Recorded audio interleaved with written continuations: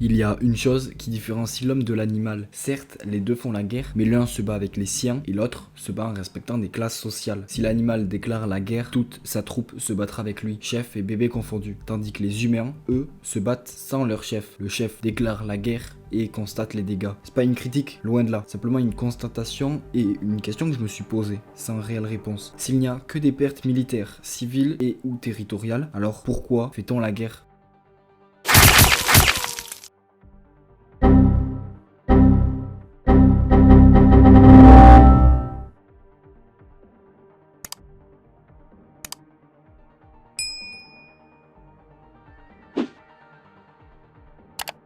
Pour répondre à cette question, il faut se poser une question. Qui fait la guerre ? Ça peut être des religions qui se font la guerre pour des territoires, ça peut être des politiques qui se font la guerre car ils ne trouvent pas leur compte, ça peut être des hackers qui font la guerre pour protéger leurs droits. Et la liste pourrait durer longtemps car en fait les hommes se font la guerre pour n'importe quelle raison. Les hommes ont écrit des lois pour éviter des guerres et une des plus flagrantes est l'Europe. Il s'agit vraiment de l'alliance ultime qui a permis à de nombreux pays d'arrêter de se faire la guerre. Mais cela n'empêche pas, certaines continuent à se faire la guerre. La guerre a toujours existé dans nos manuels d'histoire par exemple. Les hommes préhistoriques ont fait la guerre aux animaux pour pouvoir manger. Les moyenâgeux se combattaient pour obtenir de nouvelles terres. Pareil pour les Romains. Les pays combattent pour obtenir plus de pouvoir et d'hommes.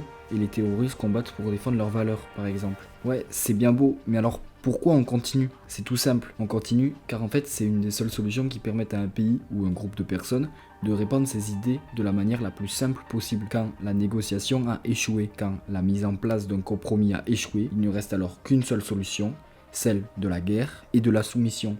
Pourquoi s'embêter à parler quand il suffit de tuer quelques centaines de milliers de personnes pour obtenir ce que l'on veut ? Longtemps, les gens ont dit que la guerre était naturelle.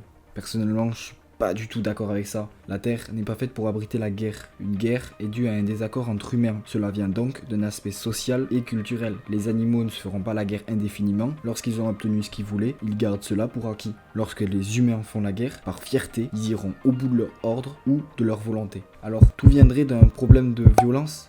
Ouais, enfin pas tout à fait. La violence de l'homme n'est plus à prouver, mais le problème en lui-même n'est pas la violence, seulement notre incapacité à la contrôler ou à la canaliser. On peut encaisser, mais pas indéfiniment. Tout finira par exploser, et c'est ça le problème.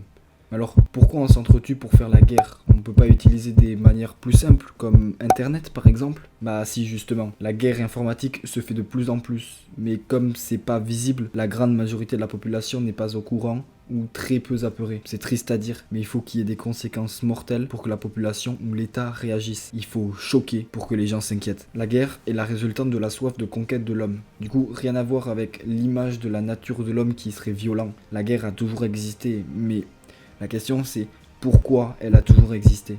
Car à l'époque, au lieu de se faire comprendre et prendre du temps pour expliquer pourquoi on veut ce territoire par exemple, la meilleure solution était d'utiliser la violence. C'était plus simple et plus rapide. Mais maintenant qu'on a développé la parole, le bon sens et surtout la sympathie, pourquoi on continue de faire la guerre ? Tout simplement parce qu'on a gardé en nous cet instinct primitif, ce désir de conquête et surtout cette impression de tout contrôler. Je dirais pas que l'homme est fait pour la guerre, mais l'homme n'est pas fait pour vivre avec autant de personnes autour de lui. On est près de 7 milliards sur Terre et le chiffre ne fait qu'augmenter. Donc selon moi, il n'y a pas réellement de solution à la Terre si ce n'est l'homme.